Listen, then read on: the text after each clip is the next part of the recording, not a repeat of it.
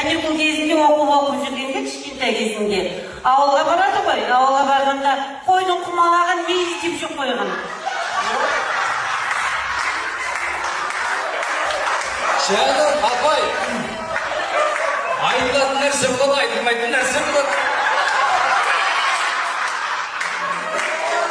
Зияда сен тиктокта енді хит қой мына. Қойды құмалаға, жаным, Зиядан түсіне болған мынау. Жаным, апай, біраз сигарет ашпай тұрған кезде жайғасайық. Көке! Сен бір қорада қой таңдап отқан шығып айта берсін саным. Ақтөреге!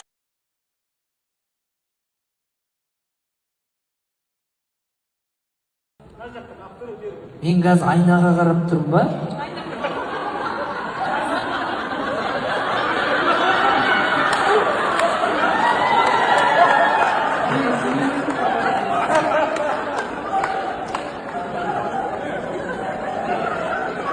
Сен табан емессің ба? Екеу, үшеу, мен ең таза істеп аттым, төртеу, бесеу, алтау, жетеу, до конца істеп аттым, мен 8, 9, 10.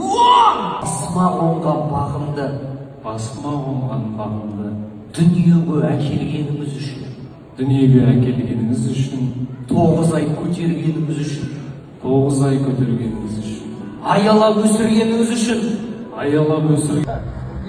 Мать, машинаны қарасаң, тебя забирает Волга, пускай брак будет долго, анау семьяда ходи гордо. Сұлтан бері қара бір.